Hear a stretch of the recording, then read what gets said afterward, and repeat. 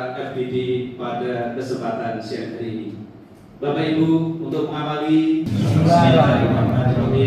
mudah-mudahan acara dari awal sampai akhir bisa berjalan dengan lancar dan kita semua dengan media, organisasi masyarakat, kemudian pelayanan publik, pembinaan SDM dan lain-lain. Kemudian faktor eksternalitas ini meliputi nanti pola distribusi logistik, pengamanan, gudang, tentunya hal ini sudah diatur di surat dari KPU RI kemarin. Untuk itu kami mengundang Bapak Ibu sekalian untuk melaksanakan diskusi ini. Dan memang agar diskusi ini nanti berjalan lancar, tentunya ada pematik atau narasumber, yaitu Bapak Rahati dan Pak Kuncoro Adi, Fraksi Haji, dan nanti sesi dan juga baik Pak tentang pilkada, kemudian PKPU, Bawaslu ini sudah diterapkan dengan baik di dalam proses. Kemudian adakah revisi kebijakan atau regulasi khusus yang mempengaruhi dalam pilkada serentak 2024 di Kabupaten Sragen. Kemudian bagaimana transparansi dan akuntabilitas dalam penerapan regulasi pemilu. Ini yang mungkin perlu kita pertajam. Problem itu setelah kita bagikan kepada konstituen, kepada masyarakat, itu sama sekali tidak dibaca. Padahal di Maklek maupun Selebaran itu merupakan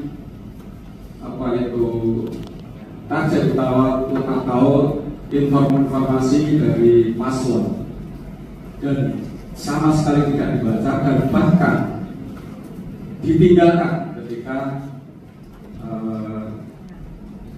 acara itu sudah selesai. Assalamualaikum warahmatullahi wabarakatuh. Atur gunakan narasumber dengan Allah ya. Oh, bahasa Indonesia. Terima kasih kesempatan yang diberikan kepada kami. Sebenarnya saya juga ada sedikit menerima undangan terkejut FGD pada Presiden mengurangi pertemuan-pertemuan. Ternyata era tahun 2024, jadi maklum. Yang pertama, kami dari partai politik itu sebenarnya memang ada jangka panjang dan jangka pendek, pragmatis. Artinya orang partai itu dikatakan mengerjakan proyek, tidak proyek. Proyek saat ini KPU sudah rampung, kegiatan sudah selesai. Begitu pula event-event di partai politik itu kerjanya sama dengan KPU, hanya pas event pemilihan saja. Tapi pada hakikatnya begini, kalau melihat tahapan-tahapan dari logistik sampai ke tingkat keamanan itu sebenarnya simpel saja Pak bagi kami. Yang namanya kalau nanti tadi dilibatkan dari Kapolres, keamanan, stakeholder, aman dan tidak, itu kuncinya hanya satu, itu di penyelenggara. Selama penyelenggara itu baik dan adil, tidak akan terjadi konflik. Itu intinya gitu. Partai politik itu mudah saja, asal penyelenggara tahapan dilakukan sesuai ketentuan, tidak akan menjadi satu permasalahan. Yang pertama itu. Dan partai politik tidak terlalu jelimet, Pak. Dari tahapan coklit Bawaslu itu tugasnya Bawaslu seperti itu. Partai politik hanya sekilas, realitanya sekilas. Jadi itu saya pilih di sopo jumlah piro itu ngomong di selera saja. Yang penting kira kartu itu membuat. Karena semua titik dari tahapan-tahapannya baik-baik itu yang diterima. Nah, biar caranya partai politik calon itu menang. Biar caranya. Ya, karena era seperti ini ya kita harus mengikuti arusnya. 20.000 bisa menang Mas di sini. Itu kenyataan. Itu realita. Jadi betul teman kami yang dari Golkar mengatakan itu real. Ternyata duit 20.000, 50.000, 70.000 ini orang sugih orang mana. Karakter miskin itu terjadi di mana-mana. Jadi kalau tadi menyinggung masalah golputnya itu memang tadi salah satu indikasinya. Indikasi yang kedua, karena tidak masuk RK, Pak. Aku ini tak dikirkan. Tombol buku aku gak oke ya masih nyoblos. Itu clear, itu kenyataan. Loro-loro sakit itu pas lo gak ngeboke, Pak, ya udah makan. Itu Buat teko, saya tuh pelaku pada salahnya. Itu salah satu indikasi kenapa meningkat. Bahasa money politik itu dilarang itu kan di undang-undang. Iya kan? Narasumber itu lewat gaji gede. Yo namanya kata. Karena sakitnya gede. Yo nyoblos. Itu orang bercanda politik. Orang, contohnya jabatan tadi Pak. Itu tadi dikatakan orang miskin, orang duit, karakter ini untuk merubah. Yang idealis itu memang sulit. Ini tugasnya bukan hanya di penyelenggara, bukan hanya peserta, tapi semua masyarakat. Selama Indonesia ini rakyat yang belum makmur, duit sekretariat itu dihaji. Itu dimanapun, kalau negara maju, duit sekretariat itu selama ini. Selama Indonesia ini saya punya keyakinan belum makmur, pilihan tingkatan apapun pasti pakai uang dan diterima dan dipilih. Calon baik atau buruk itu nomor Pak. Itu clear. Wong makan narapidana korupsi iso terpilih kok. Itu membuktikan bahwa cara berpikir, cara memilih itu bukan karena indikatornya dia baik atau buruk, tapi masih terpengaruh dengan money politik yang kencang. Itulah yang terjadi fenomena bagi kami partai politik. Tahapan di pilkada itu sudah berjalan baik karena tidak terjadi protes-protes, gejolak-gejolak dari tahapan. Kalau toh salah satu indikasi golput, kalau tapi betul sudah melaksanakan itu betul sosialisasi, cuman kan masih terbatas tadi, tidak semua bisa dijangkau. Artinya mungkin hanya satu kecamatan, satu bulan. Karena keterbatasan anggaran, rekor relawan kan nggak mungkin sampai itu. Itu kan anggaran terbatas, dia mampunya seperti itu. Itu memang saya sendiri pun juga rumahnya satu kecamatan dengan satu RT kantor kecamatan saja juga tidak tahu. KPU itu mengadakan, saya hanya mendengar di sana, paling satu kecamatan 2 kali. Dan itu terbatas, jumlah yang juga terbatas, anggaran terbatas.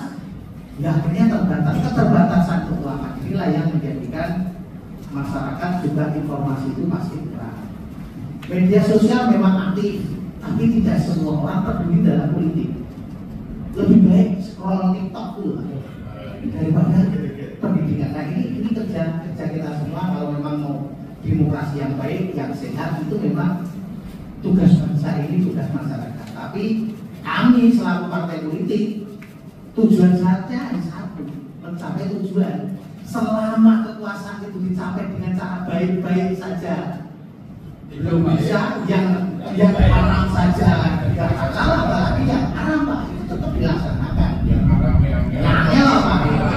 haram haram itu kan kalau belum dimasak, kalau sudah dimasak jadinya harum Pak. Kalau sudah jadi, nah itu realitas saya bicara nggak tutup-tutupi Pak, karena duit itu masih fenomena berbicara. Saya harap itu enak. Ya itu.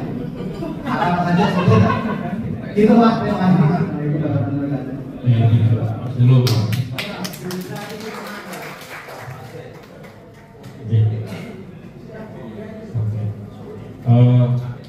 Menarik ya disampaikan beberapa. Sampai sekarang itu berseliweran dan itu tak sama. Bisa terus saya tak bohong itu sudah ada tindakan yang tegas. Karena apa? Minimal 2 bukti. Ya itu tadi ada 2. Masa bahwa itu mau tidak dengan 2 uang takut ya, itu yang terjadi di masyarakat. Dan di sini adalah selepas pilkada ini mestinya itu penyanggaran yang dilakukan oleh penyelenggara pemilu sehingga tidak makan dari sini. Mau evaluasi malah Bawaslu Mas. Bawaslu dan itu kan menyelenggarakan pemilu Bawaslu dan KPU. Sehingga selepas dari ini itulah tanggung jawab bagaimana pemilu 5 tahun ke depan itu bisa bebas dari mana. Mau bebas minimal berapa persen minimal sih. Wes sudah.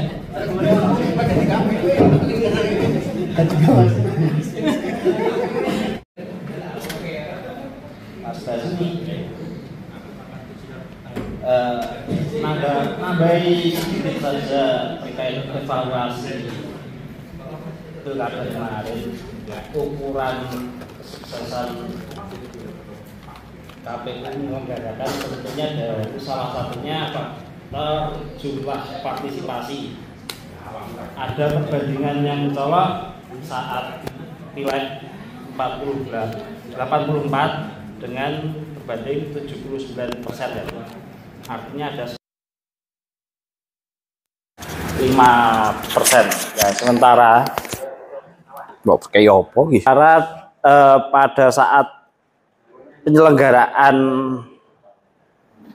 pilkada ini ada silpa sekitar 7,5 miliar yang semestinya kalau itu dimaksimalkan mungkin bisa lebih menambah jumlah pemilih daripada sekedar 79% tadi, kurang lebih seperti itu.